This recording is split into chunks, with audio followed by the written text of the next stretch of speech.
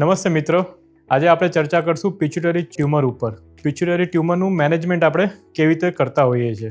Pituitary tumour એક brain tumour જેવું જ છે અને it is one of the કોમનેસ્ટ brain tumour જેનું મેનેજમેન્ટ ન્યુરોસર્જન અને હેડ એન્ડ નેક સર્જન કમ્બાઇન્ડ સાથે કરતા હોય છે.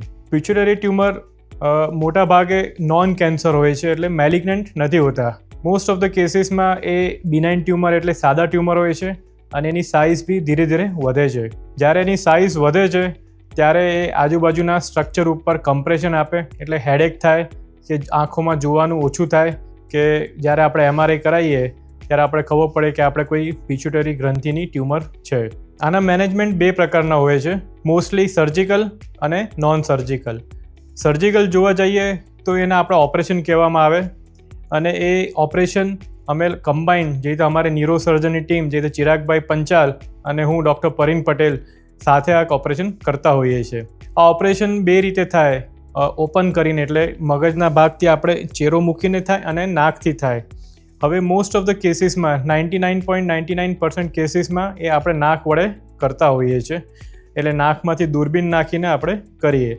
મારો રોલ, જે હેડ એન્ડ નેક સર્જનનો રોલ હોય છે પિચ્યુટરી ટ્યુમરમાં, એ ન્યુરોસર્જનને રસ્તો બનાવીને આપવાનો, એટલે ઇઝીલી ત્યાં ટ્યુમર સુધી પહોંચી શકે અને ટ્યુમરને કાઢી શકે.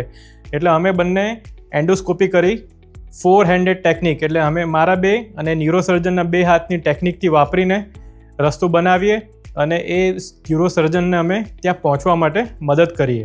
એકવાર ન્યુરોસર્જનને ત્યાં રસ્તો મળી જાય અને એ પિચ્યુટરી ટ્યુમર સુધી પહોંચી જાય પછી જે મેઇન કામ હોય છે ટ્યુમર કાઢવાનું, એ ન્યુરોસર્જન પોતાની ફાઇન સ્કિલથી, માઇક્રોસર્જિકલ ડિસેક્શનથી એ લોકો કરતા હોય છે.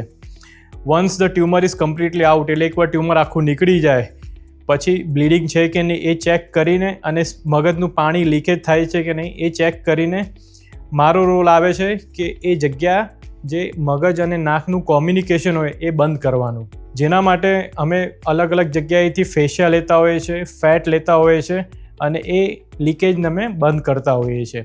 એકવાર એ લીકેજ બંધ થઈ જાય, બધી ફેશિયા, ફેટ અને અમુક ઇમ્પોર્ટન્ટ મટીરિયલ વાપરતા ડ્યુરાજન જે કહેવાતું હોય છે, પછી અમે અંદર એક મેરોસેલ કરીને પદાર્થ હોય છે એ મૂકીને સર્જરી પૂર્ણ કરતા હોઈએ છીએ.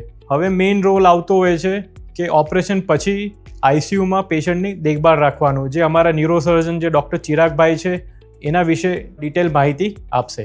નમસ્તે મિત્રો, આજે આપણે પિચ્યુટરી ટ્યુમર્સ વિશે વાત કરશું. પિચ્યુટરી ગ્રંથિ એ મગજનો તળિયે આવેલો એવો હિસ્સો છે જે સિંગના દાણાથી પણ નાની સાઇઝનો હોય છે, પણ શરીરના બધા જ હોર્મોન્સને નિયંત્રિત કરે છે. આ ગ્રંથિમાં થતા ટ્યુમર્સને આપણે પિચ્યુટરી ટ્યુમર્સ કહીએ છીએ. જો પિચ્યુટરી ટ્યુમર્સ પોતે હોર્મોન પ્રોડ્યુસ કરતા હોય તો એ જાયજેન્ટિઝમ, એક્રોમેગાલી, કશિંગ્સ ડિસીઝ, હાઇપો કે હાઇપરથાઇરોઇડિઝમ અને પુરુષો કે સ્ત્રીઓમાં વ્યંધ્યત્વ કે માસિક સંબંધિત સમસ્યાઓ સાથે પ્રેઝન્ટ કરતા હોય છે. અને જો પિચ્યુટરી ટ્યુમર્સ પોતે હોર્મોન પ્રોડ્યુસ ના કરતા હોય તો જનરલી એમના કોઈ લક્ષણો હોતા નથી, પણ જો એ સાઇઝમાં વધી જાય અને જો આંખની નસ ઉપર દબાણ કરે કે મગજના હિસ્સાઓ ઉપર દબાણ કરે તો પછી એ દ્રષ્ટિની સમસ્યાઓ કાં તો પછી હાઇડ્રોકેફેલસ કે અંદર બ્લીડિંગની સાથે પ્રેઝન્ટ થતા હોય છે. પિચ્યુટરી ટ્યુમરના નિદાન માટે તમારા ન્યુરોસર્જન્સ તમને હોર્મોન વર્કઅપ, MRI અને વિઝ્યુઅલ ફિલ્ડ ચાર્ટિંગ છે એ એડવાઇસ કરી શકે. અને ઓપરેશન કરતાં પહેલાં એના માટે CT સ્કેન પણ કરાવવો જરૂરી બને છે. જેમ કે ડૉક્ટર પરીને કહ્યું એ પ્રમાણે એક વખત મને સેફ કોરિડોર ટ્યુમર સુધીનો મળી જાય અને આપણે ટ્યુમરને આપણે રીચ કરી લઈએ ઓપરેશન વખતે, એના પછી ટ્યુમરની આસપાસ મેજર બ્લડ વેસલ્સ તેમજ જે આંખની નસો છે અને મગજના બાકીના હિસ્સાઓ છે એને બચાવીને જેટલું મેક્સિમમ ટ્યુમર ડિબલ્ક કરી શકાય એટલું કરી દેવાનું હોય છે. ઓપરેશન બાદ દર્દીને જો લોહીમાં સોડિયમની વધઘટ થાય, કાં તો નાક વાટે મગજનું પાણી બહાર આવે જેને CSF લીક કહેવાય, કાં તો બ્લીડિંગ થાય, આ પ્રકારની જો કોમ્પ્લિકેશન થાય તો એના માટે લાંબો સમય એડમિશન જરૂરી બની શકે.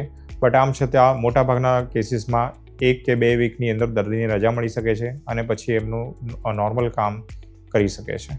અમુક દર્દીને ઓપરેશન પછી લાંબો સમય માટે હોર્મોન રિપ્લેસમેન્ટ થેરાપી એટલે કે હોર્મોનની દવાઓ આપવી પડી શકે. 5 દિવસ પછી અમે આ નાકનું જે મેરોસેલ કે પેક કહેવાય એ કાઢી નાખતા હોઈએ છીએ અને 5 દિવસ પછી એમને નેઝલ વોશ ને બધું ચાલુ કરતા હોઈએ છીએ.